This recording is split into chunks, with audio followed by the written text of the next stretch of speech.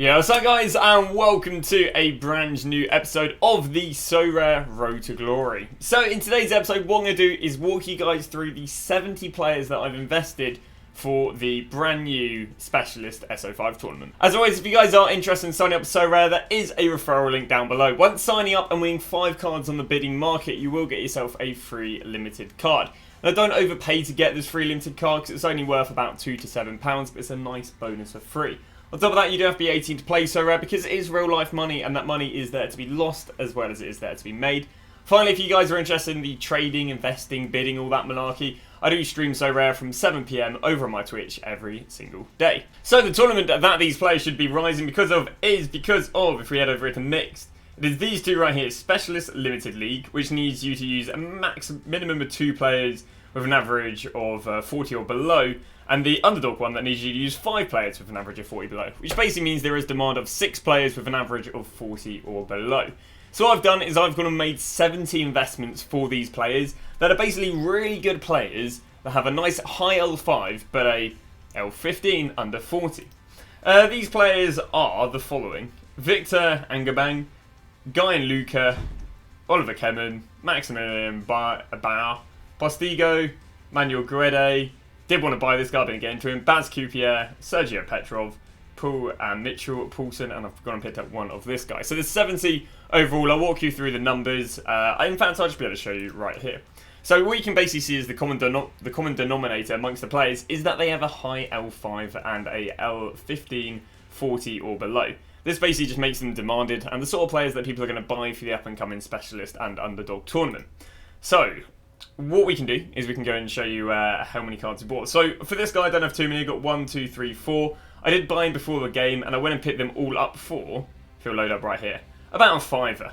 Obviously, I've got another day or two, but he's already been selling up at £7. So already looking at, what should be a £2 profit, but the most recent sale has been £7.50. So yeah, we're looking at a nice little, hopefully £2.50 or above on them. So hopefully I'll be able to make 10 quid amongst them. That is the first investment we have.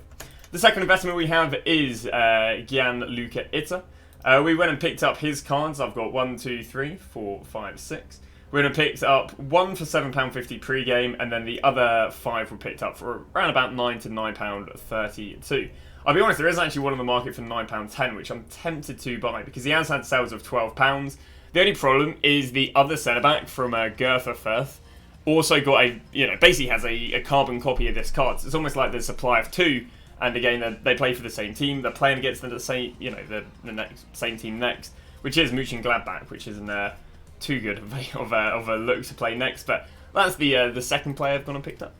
If you guys are wondering how I pick these players up, literally the last 2 videos just explain a lot on that. We then have Oliver Kemen. Oliver Kemen has a nice L5 of 67, only because he doesn't normally play and he's come in and played recently. We've gone and picked up 1, 2, 3, 4, 5, 6, 7, 8, 9, 10, 11 of this guy, with the majority coming in at, there we go, £3.70, and 2 I picked up the other day for £2.90 each. He's literally had a sale today of £5.10, so that's not looking too bad already. Obviously a £1.20 profit, but again, we're giving it another day or 2 for him to hopefully rise. Obviously you can see I bought him post him rising, but I was quite confident because of his L5 being so high, even though that was just 1 game. So that is the third player. We now move underway the fourth player, which is this guy. I've only gone and picked one of him up. It's a little bit of a slippery one to try and pick up, but picked one up for 9 quid.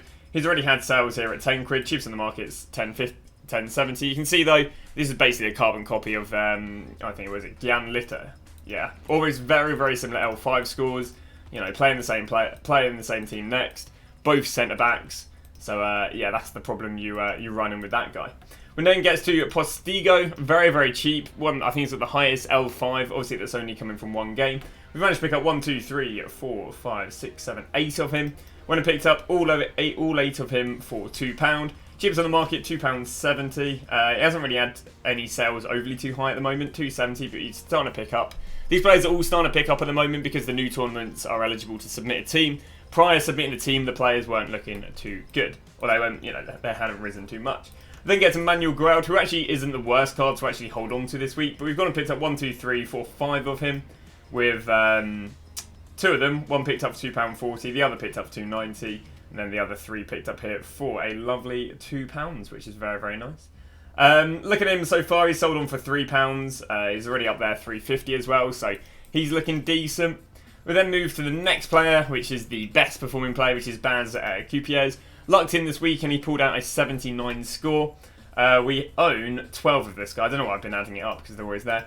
12 of this guy, with 4 of them bought at £4, and then the rest have been bought anywhere between £7.50 to £6. So yeah, very happy how he's doing. If we look at his sales, just even in the last few days, if I go over to here, will it filter? There we go. He just had sales today at 15 quid. The cheapest on the market is 16 quid right now. Yeah, really, really interesting because it was literally sitting at just £8 the other day. And it's interesting, as soon as this tournament's open, these players have banged. But yeah, looking really, really happy with him. Obviously, 12 cards, all bought below 8 quid, and he's up to 16, so that's almost double my money already. I probably will be looking to sell him today, actually, because he's had a really good rise. But yeah, I kind of knew he would do really well because he's got an 80%, which means he's played 4 of the last 5 games. He's got on the highest L5s. He's got the highest L5 of someone who's played consistent games, whereas these guys who've just played 1 good game. And yeah, his scores have been crazy. Back-to-back 79 with 97.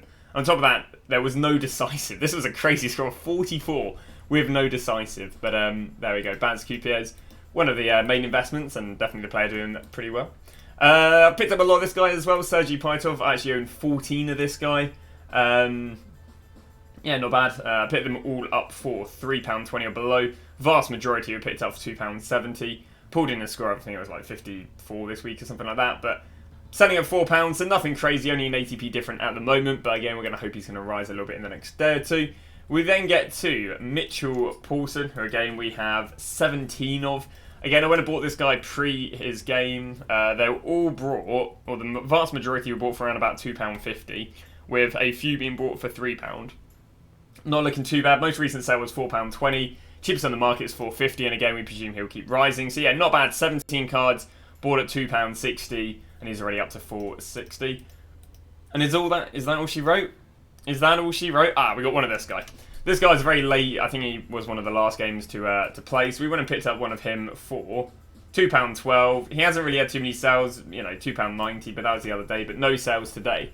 So it'll be interesting how this goes because obviously I've gone and bought 70 investments, and I'm selling 70 investments over the next 48 hours. I'm not too sure how we're going to do with this, which is why I probably might even start looking at selling this guy now. He's up to 16 quid because I think that's, you know, obviously a really decent turnover.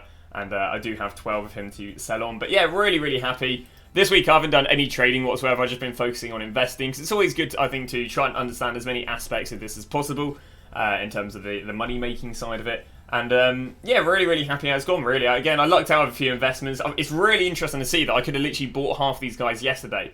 Or I could have bought this guy yesterday for £8.20. Probably a few on the market. And he's absolutely boomed today at 16 quid. So I'd have to keep... Definitely have to keep eyes on him and see how he's doing. Again, I might just start selling him off at 16 quid because that is, you know, really decent. This is one of my viewers. So the problem I do come across is obviously because I have, because I have 1.1 thousand followers on here, which doesn't benefit me in any way whatsoever. It's not like it's any social media platform. I have a lot of people looking at the cards I buy, even if I'm not making videos, even if I'm not talking about it on stream. They'll be like, well, Trader McGee's gone and picked up 10 of one player. That's a bit weird. But, you know, whatever. You know, my community makes money. At the same time, they'll just undercut me. Whatever it is what it is. I always say, I choose the YouTuber and streamer class. I don't choose the maximising the amount of money and trying to go under the radar class. You know, I'm very public with it because it's just, in my opinion, a way more enjoyable way to, you know, to do this experience. I don't play SoRare for me to maximise money. I just play SoRare as... kind of just almost see it as a bit of a game or a bit of fun, really, making money. I put a tenner on, and you know I'm having a bit of fun. So you know, if viewers are making money, happy days. But that's that. Hopefully you guys have enjoyed it. It's great to see it's coming in. Tomorrow's video will cover me bidding on these cards. Got a brand new team coming next. I'm going to be using the information from the Dynamo Zagreb video I made about a month ago to make investments on this. Feel free to check out the Dynamo Zagreb videos or the How to Invest video. It'll help you with investing on this. I will be investing on these on the stream, so of course you can ask me any questions. But thanks for watching. I'll see you guys tomorrow with the video where I invest in these players.